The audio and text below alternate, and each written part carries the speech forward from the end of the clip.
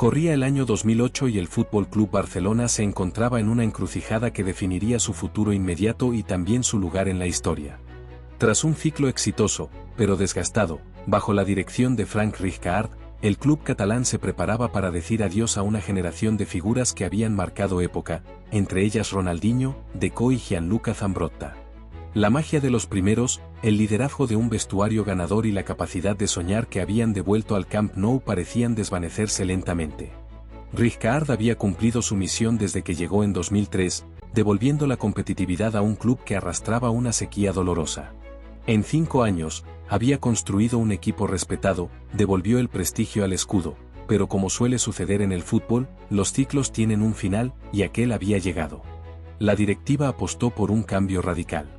No eligió a una figura consolidada ni a un técnico experimentado, sino a un hombre de la casa, un joven que apenas daba sus primeros pasos en la dirección técnica, Josep Guardiola. Para muchos, la decisión parecía un salto al vacío. Guardiola había sido un referente en el mediocampo blaugrana, un símbolo de la escuela de la Masía y un representante de la idea de juego que el club defendía. Pero como entrenador, su currículum era breve, apenas con experiencia en el Barcelona B. Las dudas se multiplicaban en la prensa, entre los aficionados e incluso en algunos rincones del vestuario. ¿Podría un novato manejar la presión de un gigante europeo? ¿Tendría la autoridad para dirigir a estrellas consolidadas? ¿No era demasiado arriesgado poner en sus manos un equipo que parecía necesitar certezas y no experimentos? Guardiola llegó con convicciones firmes y decisiones que demostraban que no estaba dispuesto a temblar. Desde el inicio dejó claro que Ronaldinho y Deco no formarían parte de su proyecto.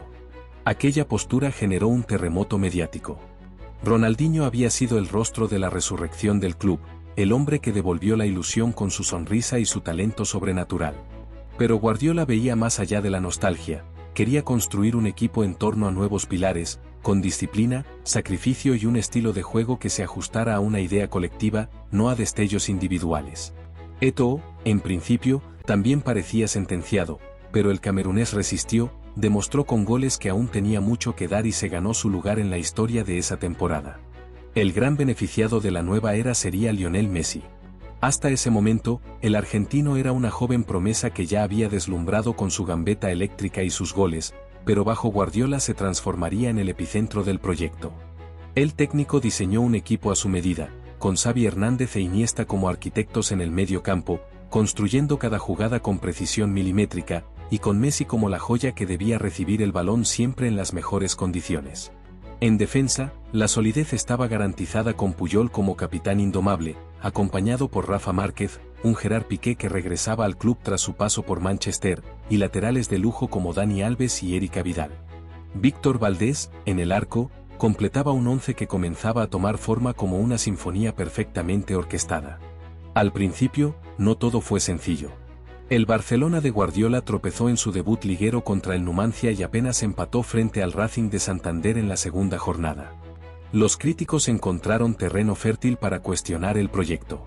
Pero el equipo pronto se repuso, asimiló las ideas de su joven técnico y encadenó una racha imponente que los llevó a encaramarse en lo más alto de la clasificación. Lo que parecía un experimento empezó a convertirse en una máquina. El primer título de la temporada fue la Copa del Rey. Tras superar rivales de menor y mediana dificultad, el Barcelona se plantó en la final contra el Athletic Club de Bilbao. El partido comenzó cuesta arriba, pero los azulgranas remontaron con goles de Touré, Messi, Bojan y Xavi. 12 años habían pasado desde la última vez que el club había levantado ese trofeo. Era un presagio de lo que vendría. Guardiola, en su primer año, ya había devuelto una copa al museo. La liga se definió en un partido que pasaría a la historia, el clásico en el Santiago Bernabéu. El Barcelona trituró al Real Madrid con un 6-2 inolvidable, una exhibición que aún resuena en la memoria de los aficionados. Fue el golpe definitivo para encaminarse hacia el título, que celebraron con holgura. Valdés recibió el trofeo Zamora como el portero menos goleado, confirmando que aquel equipo no solo atacaba con furia, sino que también defendía con solidez. La Champions League fue el escenario donde el mito empezó a forjarse en piedra. Tras superar las rondas previas con autoridad, el Barcelona llegó a la final contra el Manchester United de Cristiano Ronaldo, vigente campeón. En Roma, los azulgranas dieron una lección de fútbol. Samuel Eto'o abrió el marcador, y Lionel Messi, en una de las imágenes más icónicas de su carrera, voló en el área para marcar de cabeza ante Van der Sar, un portero que le sacaba decenas de centímetros de altura. Ese gol coronó al Barcelona como campeón de Europa y selló el primer triplete en la historia del club. Guardiola, en apenas meses, había conquistado 3 títulos mayores, algo impensado para quienes lo consideraban un novato. Pero la historia no se detuvo allí. En agosto, el Barça ganó la Supercopa de España contra el Athletic Club de Bilbao, con un Messi brillante. Días después, levantaron la Supercopa de Europa al vencer al Shakhtar Donetsk con un gol en la prórroga de Pedro Rodríguez, un canterano que empezaba a escribir capítulos dorados en las finales. Ya eran 5 títulos en el año. Faltaba el último paso para la hazaña imposible. En el Mundial de Clubes, celebrado en Abu Dhabi, el Barcelona enfrentó primero al Atlante de México, al que derrotó con claridad, y luego a Estudiantes de La Plata en la final. El equipo argentino sorprendió poniéndose en ventaja, pero Pedro apareció otra vez para empatar en los minutos finales.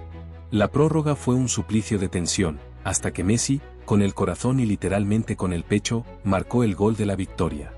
La imagen del argentino celebrando con la camiseta pegada al balón quedó grabada como símbolo de aquel sextete histórico. 6 títulos en un año. Copa del Rey, Liga, Champions, Supercopa de España, Supercopa de Europa y Mundial de Clubes. Nadie lo había conseguido antes. Nadie lo ha repetido después. Guardiola, en su primera temporada al mando, llevó al Barcelona a la cima más alta que un club puede soñar. El mundo entero reconoció a ese equipo como una obra maestra del fútbol. No eran solo títulos, era la manera de conseguirlos, con un estilo de juego que maravillaba, basado en la posesión, en la presión alta, en el colectivo y en la magia de individualidades que brillaban al servicio del grupo. Lionel Messi coronó ese año ganando su primer Balón de Oro, el inicio de una era que lo convertiría en leyenda absoluta. Xavi e Iniesta recibieron el reconocimiento universal por su inteligencia y precisión. Puyol consolidó su figura como capitán eterno. Eto'o se marchó, pero con la gloria de haber sido decisivo. Y Guardiola pasó de ser un técnico novato cuestionado a convertirse en referencia mundial.